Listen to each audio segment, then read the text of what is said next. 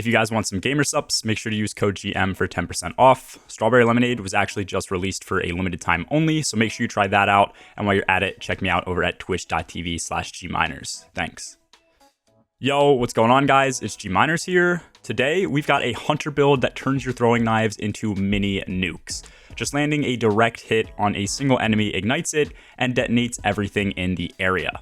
Since we are using ignitions to do the bulk of damage here with this build, this is even going to work on much tankier enemies, and then if we're lucky, we're going to get these ignitions to spread scorch, and then continue to chain ignite enemies that are even further away.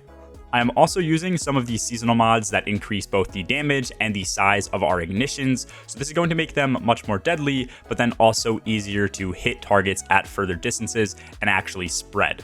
And then we also are using Classy Contender with this build. We're going to be using our class ability a bunch with this in order to get our melee back, so having it second as a way to heal us and tank some damage is also great. This build clears out entire rooms of trash ads as well, so even if you don't want to heavily focus on throwing knives in harder content, you can always just take this into a raid or dungeon and just use the proximity knife for ad clear alone. I took this against Shirochi and threw on the mod hands on and had my super almost fully charged after throwing just 4 or 5 knives in total. It gets to the point where you can also just focus trash ads, which will ignite and kill tankier enemies over time with a few ignitions.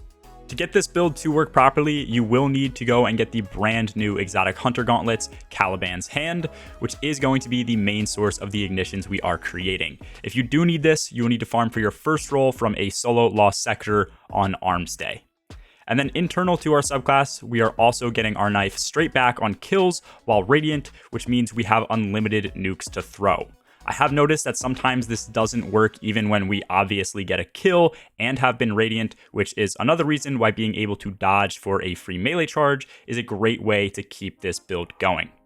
We also will be using some combat style mods to take this build up a notch, which I will be going over later. In general, it is extremely fun and one of the best options for ability ad clear that's currently in the game. With all that laid out, let's hop right into our Solar 3.0 subclass to see what we are running.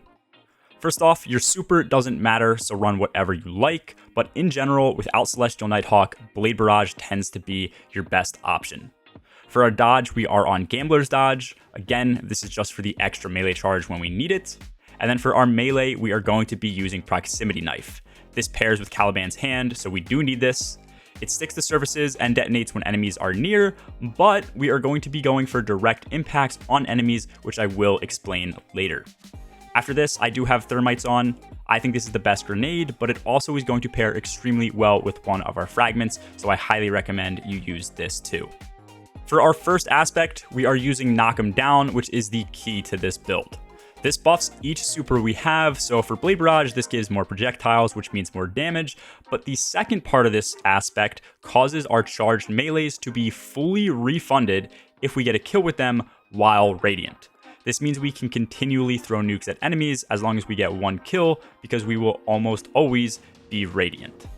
And then the second aspect we are running is On Your Mark. This is a great aspect in my opinion for general play, as we get a buff to handling and reload speed, which is always great for taking down champions and is super useful if we have this up when going into DPS phases. Also, Gunpowder Gamble is dog ass. The best part about these aspects is that we get 5 total fragments to play with.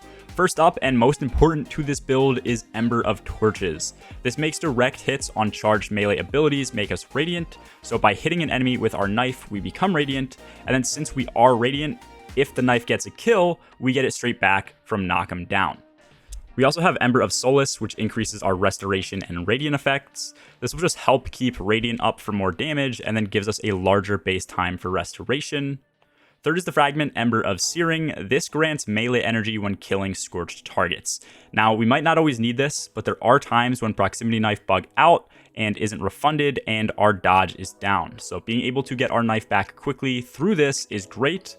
And this is also why I recommended thermite grenades, because we can throw this down and get a ton of scorch kills very quickly. Ember of Eruption is just going to increase the AoE of our ignitions, which obviously our build is based around. And then lastly is the God tier fragment, Ember of Empyrean. This extends the duration of Radiant and Restoration while getting Solar Weapon or ability kills. As I mentioned just a minute ago, with our melee, we are going to be going for direct impacts. This is typically not how you would use Proximity Knife, but with Caliban's hand, we get a benefit from direct hits. Our base Proximity Knife will now scorch targets when dealing damage, but if we manage to direct hit an enemy, we cause it to ignite. Now, the only downside is if you hit like a headshot with your knife, for example, and kill the enemy, I have noticed that the ignition doesn't proc. This is most likely because there is nothing for it to proc on since the enemy is dead, but in general, these ignitions clear out everything in like a 15 to 20 meter radius. On top of this, if we do happen to whiff our knife, we also get increased regen for it while it's stuck on the ground or on a wall, so until it detonates, our melee charges much faster. On my armor, I am running 6 main mods that increase our build's general play. First is going to be Melee Wellmaker. This is going to spawn elemental wells that match my subclass whenever I get a charged melee kill. And then second to this is going to be Bountiful Wells, which on its own is just going to double the amount of wells I spawn with Melee Wellmaker from 1 to 2. These solar wells will give me a ton of energy back to each ability, but I also am running Elemental Charge so that I get charged with light when grabbing each elemental well up to 2 charges. I mentioned that this build would be good for taking down champions and also just good for a raid setting, and the reason for this is that the final mod is High Energy Fire.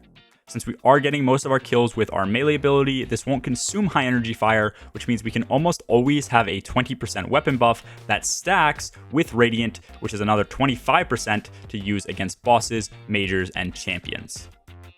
If you guys do want to focus on building up your super, then you can also use an arc helmet with double hands-on mods to build super energy crazy fast. And then on my class item, I am running Classy Contender, which will give ×2 restoration when using my class ability. And then I also have Solar Fulmination, which increases the damage and the AoE of ignitions we generate. This mod is actually super important to the build, so make sure you run this no matter what.